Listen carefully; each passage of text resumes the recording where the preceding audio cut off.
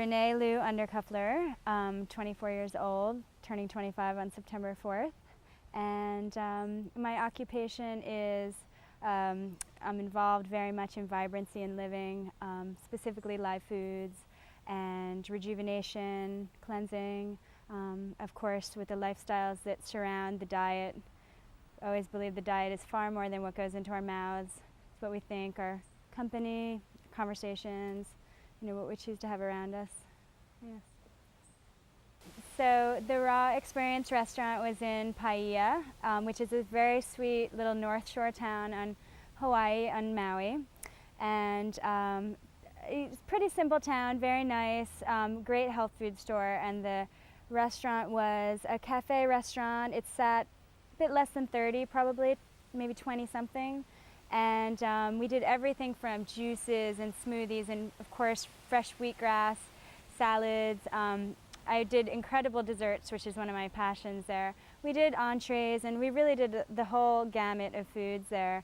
And I taught classes there weekly, and it was really a wonderful place because it gave people a place to come to join and see that something was going on, to go get a fresh juice, to perhaps meet someone, who is a cohort in health. And we had a great library of books there about health and rejuvenation. And that was a really big part of our mission, was to educate and to provide a model of lifestyle, a place where people could come. And the education was what I think really drew a lot of people. It was wonderful, Maui being such an international hub, that we encountered incredible amount of people from literally all over the world who had heard about us, stumbled upon us, were referenced to us.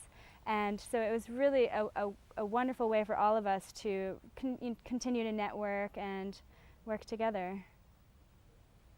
I would say most people were thrilled with the idea that food that was good for them could actually be enjoyable and delight them. And of course, living on the islands, we have a tremendous abundance of fresh produce and fruits, of course, you can imagine. So we did have a lot to work with, especially it being year-round. People were pretty much year-round ready for foods that were fresh and delightful and light. And it was really amazing, people who would come in and say that they felt their lives had changed by being introduced to this, by the concept of this, or having had a food that was so simply delicious. They couldn't imagine that something so simple and unrefined could be so delightful. So that was very rewarding to see, really. Well, living food seems to work for everybody if they meet it where they are. We're all in evolution, we're all transitioning one direction or another. We decide where we're going with it. And live food seems to be a piece of the puzzle to really true living, to being vibrant, to feeling alive, to maintaining vitality. It seems to work to some degree for everybody. It's not fair to say that that one thing would work for everybody. If that were the case, we would all be healed. There's 6.5 billion of us in maybe that many ways, but it seems that food that is fresh and organic, enzymatically live, charges the body. And that is really but a part of the picture. It's an important part of the picture because it's part of the ground we walk on. We need food. We are what we eat. What we consume becomes us. We literally build our bodies from what we're taking in our mouths. Now, I know that we build our bodies from more than that. We build our lives from the love that we have, the enjoyment we get out of life, the joy in life. It's far beyond food, but food is something that everyone can grasp. Everyone eats. It's a way in. It's a way in to find a true happiness. I very much see that on the other side of physical rejuvenation and replenishment is a spiritual rejuvenation and replenishment, and that and an emotional piece as well. And they really do all fit together. And so eating well opens that door for people. But for me, it's a wonderful way to begin the conversation. it's within our world. You know, it's not as ethereal as meditation or even yoga for many people. It's something that they are going to do 3 times a day, and if they make a change with it, they will see a significant change. Undoubtedly, it works. It's a turnkey situation. So I find it to be ultimately successful with the right mindset, of course. Living foods it rejuvenates everybody. It really does. Well, I think that the biggest rewards have really come from, a trust and a leap of faith in a lot of directions. And for my own self, my interest in getting into live foods became as, a natural inclination, my own draw to, after having, being a vegetarian and just the stages of refining my diet, it was what I was just drawn to. And when I came upon books and literature and was introduced to, thank God, introduced to this wonderful world, it changed my life. And for me, it took really a leap of faith to believe that that would be true for me. And I did. And that's a hard thing, because we're raised, in these institutions with our families, with the medical, doctrines, with the government telling us certain truths that we're just raised to believe. And what it is it's a prison that we can't even see or taste or touch, because it's all around us. And we want to believe that they are giving us the truth. I think that humans have that, faith that, yes, of course, why would it be a lie? And I don't believe that it's a vindictive thing necessarily. I think it's a very complicated issue how our society has become so really damaged by such an adulterized lifestyle. But it can be healed, and a lot of it is a trust. It is a leap of faith. So many of these laws, these scientific laws, these empirical studies that have been laid down to us. I think of one of the original laws of physics, nothing can be created nor destroyed, only changed. And this was true. This was carved in stone. And then Einstein came along, E = mc squared, and revolutionized everything. And it showed. I mean, that's a great example. There you go. Energy can be created. And so I think it is worth it to question, and to look and take inventory and what they are telling us. There are slivers of truth, just as in, all doctrines. There's some information that's truth in there. Stereotypes are formed because of, things have been looked over and extracted and adulterized, but there are truths to be had in this. And so I think that we do have the capacity to make that leap of faith and really transform, have a radical transformation through health. I know I came to be interested in living foods not because I was terribly sick or terribly unhealthy. I was able to heal an anemic condition that I was predisposed to, but I really came at this because I want to just juice life. I want it all. I want to stay young and feeling young in my heart. Well, I think a lot of health in general, when a lot of our senses can be deadened by our diet, our lifestyle, and which goes into, sensual stimulation.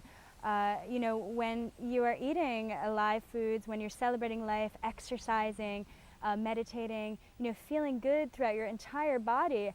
Oh, it's just a celebration on really all levels, and there is no holding back. There need not be. The program's fallen away. It's like the threshold breaks, and there's just a wonderful celebration of our senses. With menstruation in women, I see so much that in a way, it's a issue that really isn't discussed. It's like bowel movements. People don't want to talk about these very human functions that all of us are experiencing. Well, all women should be experiencing menstruation in a period of their life. And it needs to really be exposed and expressed and liberated. We need to be free and comfortable with it. When we become comfortable with ourselves, then we can really experience and enjoy and celebrate life. not necessarily by the dictations of the institutions that we so faithfully have given our trust to. Not that they're vindictive or evil. This world has a lot of dysfunctional structure within it. Our governments, our schooling systems need incredible improvement. We need help on all fronts. And a lot of that initiates from a personal freedom, personal liberation. And I really see so much that live foods and living foods is a part of that. It's a liberation from the supermarket to eating out of your garden. And if that's an extreme example, well, maybe you're just consuming less packaging. Maybe you have the freedom with the ability to walk to the store or park your car and walk amongst stores and not be crippled by a dilapidating disease. It has to do with, really finding a freedom in ourselves to trust ourselves, to know that our intuit will guide us. And that's a very difficult thing for many people. We very much are a society who has the TV on when no one else is home because we want company. And look at what that very thing is feeding. A lot of this media propaganda is contributing to the very prison that encompasses us that we cannot even sense because it is just instilled. We've been brought up with that. And there is a liberation from that. And it's a lifelong process. And it isn't linear. And no one can hand you that. No one can give you that sliver of knowledge other than your own self and your own ability to teach through your own actions. I can show you how to make one of the most delicious raw food, desserts, living foods, no refined or oils or sugars that you can imagine, but this is the gift. This living, breathing being that I'm experiencing is the gift. I wake up every day with joy. This is it, and it hasn't always been the case. I see it again and again with so many people. They begin to make a change in their diet, which is an accessible way to start, and it becomes them. It becomes the beginning of a liberation, which has to do with the true freedom, which is it is our right. It is our birthright. Well, in a way, I think that the ritual and the whole experience of menstruation is a very safe harbor for women. It's a time, if they do have this painful or uncomfortable time every month, that they can take to themselves, that maybe they need to take a day off of work, that they need a day of rest. I mean, that's a very safe harbor that we should be taking anyway.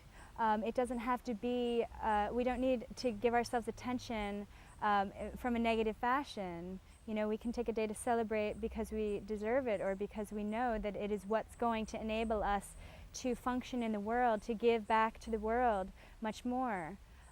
So I think that there is a lot of emotion tied in with menstruation.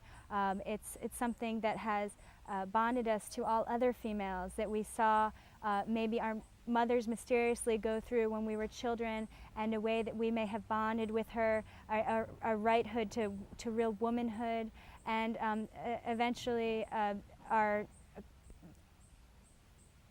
avenue to life-giving, our very monitor our very barometer that will enable us to give the gift of life. So there is so very much tied up with that emotionally, sociologically. It goes on and on. Physiologically, I mean, it's a wonderfully dynamic issue that women can celebrate with each other. And I think that that very harbor of retreat for that time of menstruation can be really replaced with a celebration that need not be about suffering. It can be about liberation. And that you can bleed. I bleed, just not very much. I don't have cramps. I have a vivacious appetite for, sensual stimulation, which I both choose to harness and in different ways. Yoga has really taught me a lot about that, about a channeling energy in my body, about unleashing that and harnessing it and creating a very cycle of my own cycle. and it has to do with breath and movement. It has to do with, and all of that really requires a comfortable relationship with our very vehicle, a vibrancy in our very cells, and then we can really be in symphony. Our cells can be in symphony when they're working together, rather than an alien, a foreign confusion.